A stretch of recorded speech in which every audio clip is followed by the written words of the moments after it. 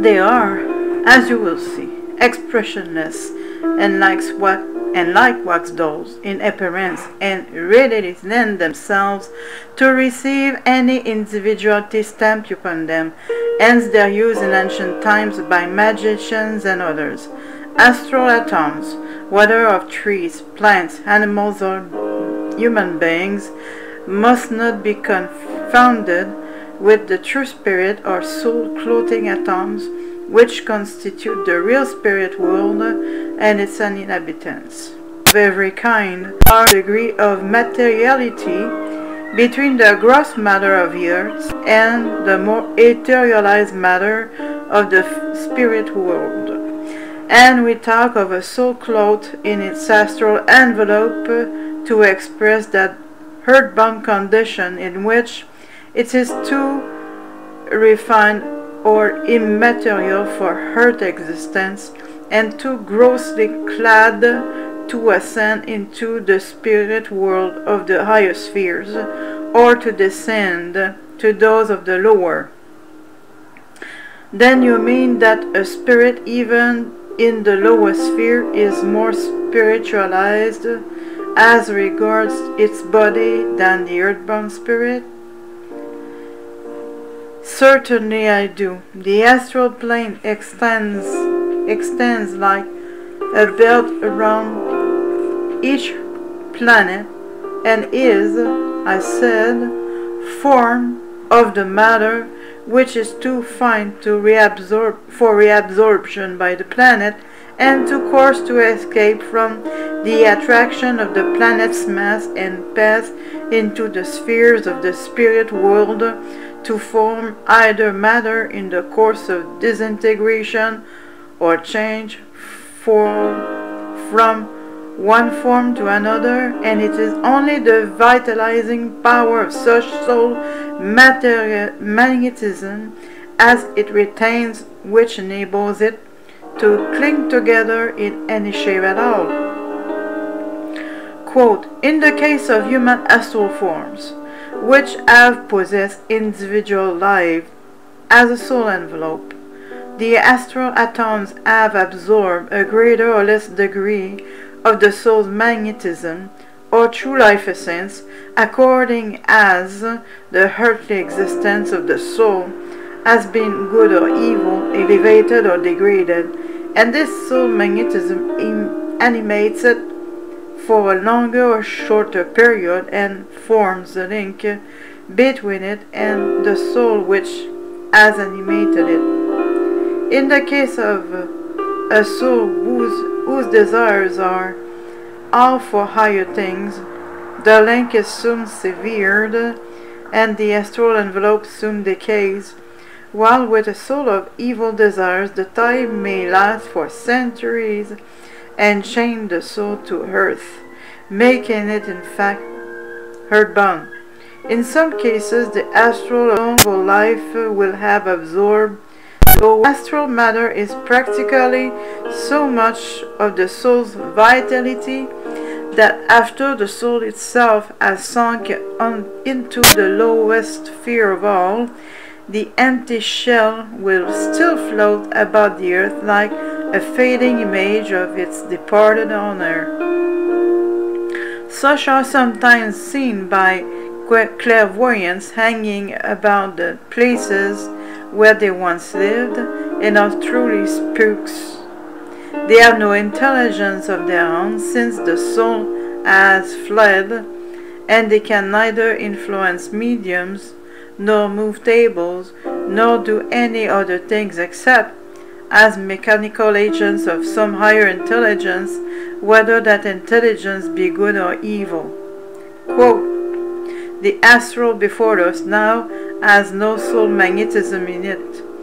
It never possessed any, therefore it will soon decay and its atoms be absorbed by others.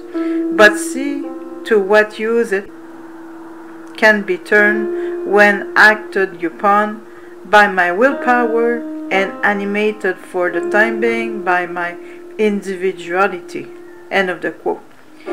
I looked as he spoke and saw the astral doll become suddenly animated and intelligent, and then glide to one of the brotherhood whom a saint had selected, and touch him upon the shoulder, seeming to say, "Friend Hassan, Bay salutes you." Then bowing to the amused and wondering brother, it glided back to us as though Hassan had held it by a string like a performing monkey. "Now you see," he said, "how if I choose I might use this astral as a messenger to execute some work I wish done at a distance from myself, and you will understand one of the means made use by the old magicians to carry out some work at a great distance of themselves, and without their appearing to take any share in it. These astrals, however, are only capable of being made use of upon the astral plane. They could not move any material object, although they would be visible to material sight at the will of the mortal using them. There are other astrals more material in substance, who could be used to bring forth its hidden treasures, deeply buried from the eyes of men. It would not, however, be lawful or right for me to explain to you the power by which this could be done, and those magicians who have discovered and made use of such powers have sooner or later fallen victims to those powers they could summon to their aid but rarely continue to control. Then where this astral is to become animated by an evil intelligence, it would be an actual danger to man, I said. Yes, without doubt it might. And you will also observe that although I should not care to descend to clothe myself in this astral form, yet a spirit more ignorant than myself could easily do so, in order to make himself felt and seen upon the earth in a more palpable form than possible to any spirit who has left the earth plane. But in doing so he would run a danger of creating a between himself and the astral envelope not easily broken, and which might thus tie him to the astral planet for a considerable time. You will, therefore, see how the idea has reason that men on earth, in seeking to see their departed friends, draw the spirits back into earthly conditions and do them harm.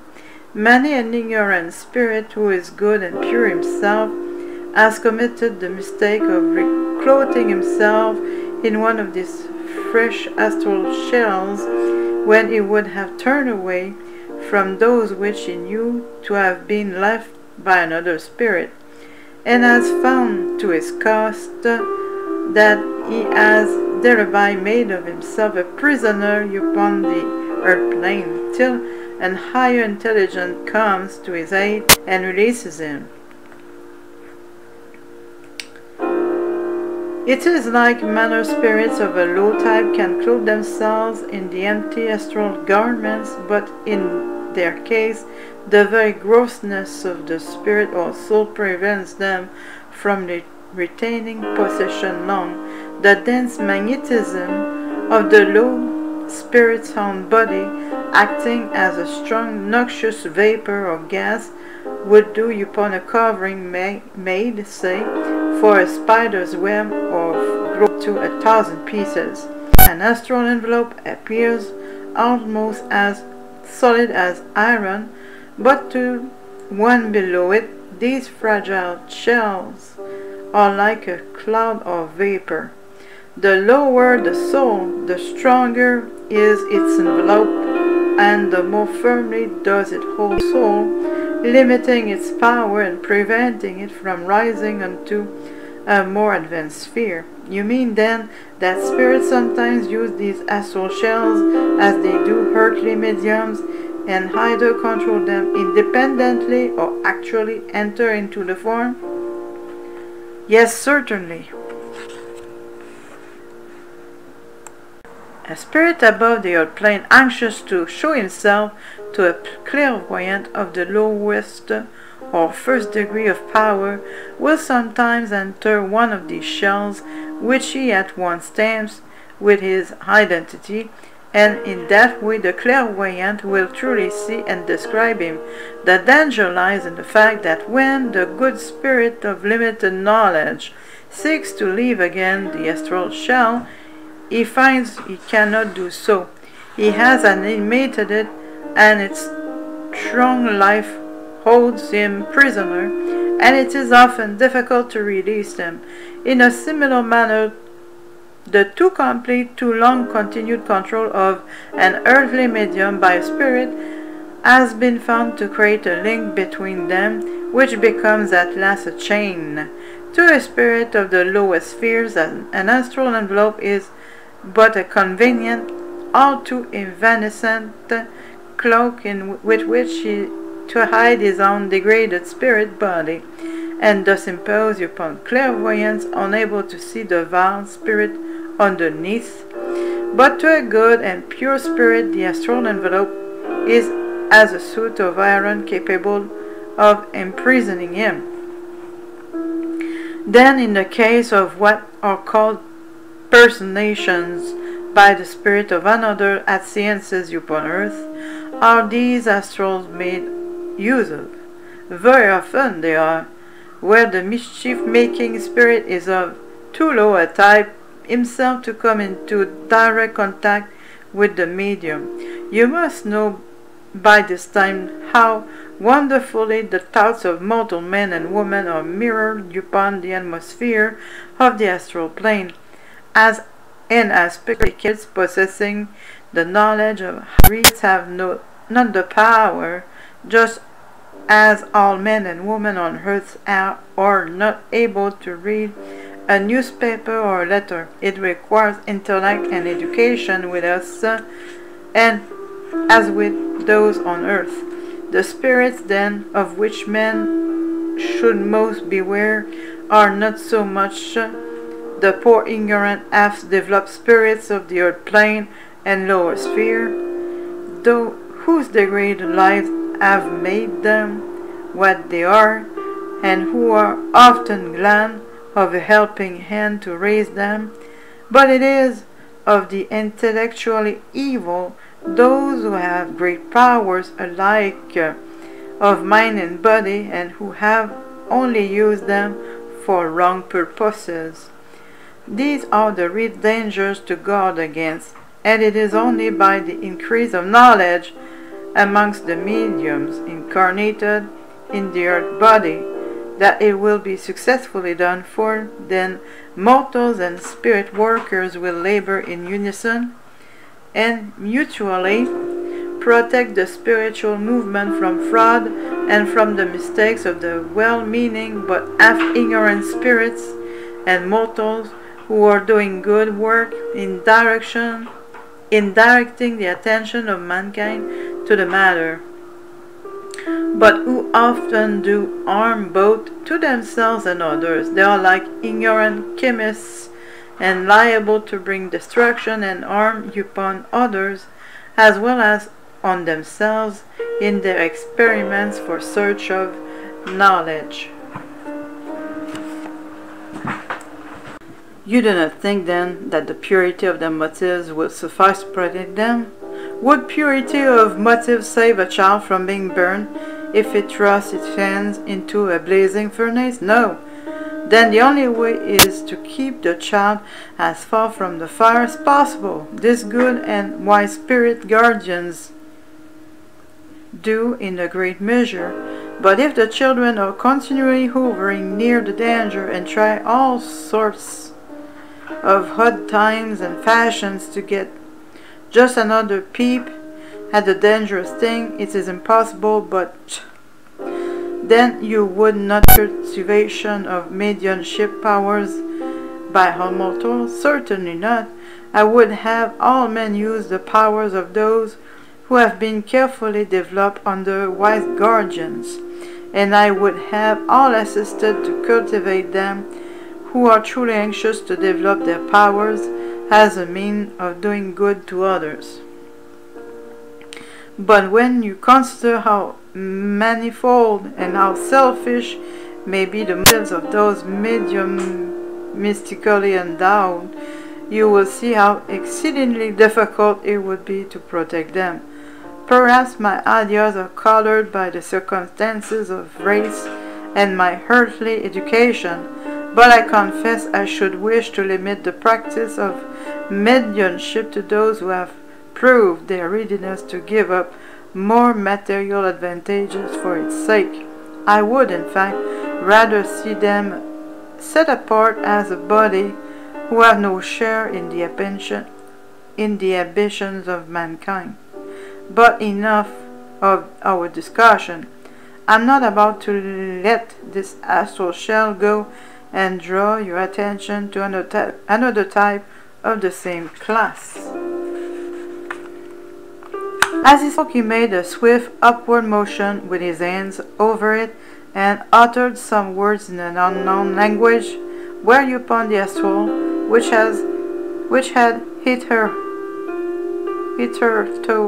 floated on beside us, stopped and seemed to waver about for a few seconds until an advancing current of magnetism caught it, and it was swept away from us like a piece of driftwood upon the waves.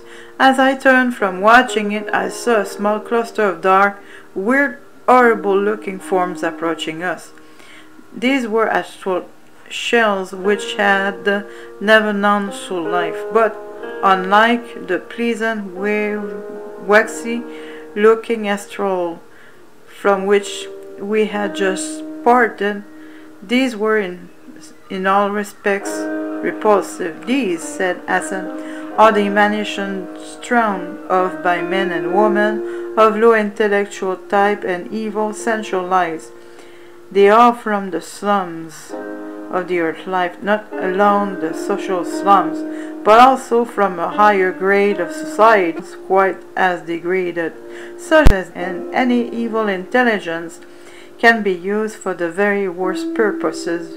Being so very material, they can even be used to affect material matter upon earth, and have been so used in the practice of what is known as black magic and witchcraft, and they are also, but very rarely, used by higher intelligences to affect physical phenomena at seances.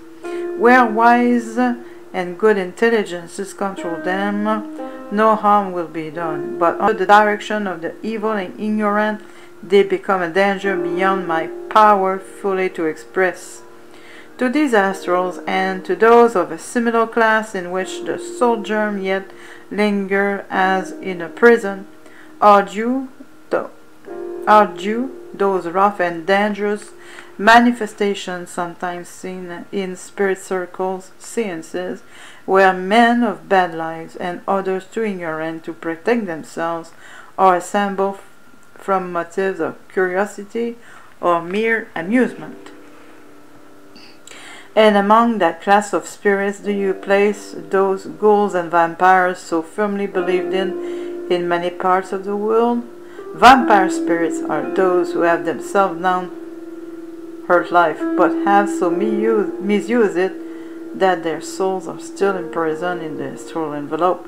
Their object in sucking away the animal life principle of men and women is in order to retain thereby their hold upon the life of the earth plane, and so save themselves from sinking to far lower spheres. They are anxious to cling to their astral envelope and to prolong its life, just as men of very evil lives upon earth cling to the life of the earthly body because they fear that when they are separated from it, they will sink into some unknown depths of darkness and horror. The constant renewal of the animal and astral life often enables these vampire spirits to hang about the earth for centuries. Is it possible for a vampire spirit to possess itself of a sufficient amount of materiality to appear in mortal form and mingle with men as described in many of the tales told of such creatures? If you mean to ask if the vampire can make to itself a material body, I say no. Possession of one belonging to a mortal and can cause its acquired body to act in accordance with his will. Thus, this is quite possible for a vampire spirit clothed in the mortal body of another to so change its expression as to make it bear some resemblance to the vampire's own former earthly appearance, and through the power obtained by the possession of the material body, he or she, for the vampires of both sexes, might really lead the curious double life ascribed to them in those weird tales current and believed in many countries. By far the larger number of vampire spirits, however, are not in possession of an earthly body, and they hover about the earth in their own astral envelope, sucking away the earthly life of mediumistic persons whose peculiar organization makes them liable to become the prey of such influences, while they are themselves quite ignorant that such beings as these astrals exist. The poor mortals suffer from a constant sense of exhaustion and languor without suspecting to what it is to be attributed. But cannot spirit guardians protect mortals from these beings? Not always. In great measure they do protect them, but only as one may protect a person from infectious fevers by showing them the danger and warning them to avoid spots where, owing to the associations with their earthly lives, earthly lives the vampire spirits are specially attractive. This the guardian spirit does by instilling into the mind of the mortal an instinctive dread of the places where crimes have been committed or persons of evil lives have lived. But since man is and must be in all respects a free agent, it is not possible to do more. He cannot be directed in all things like a puppet, and must in great measure gather his own experience for himself, however bitter may prove its fruits. Knowledge, guidance, and help will always be given, but only in such a manner as will not interfere with man's free will, and only such knowledge will ever be forced upon him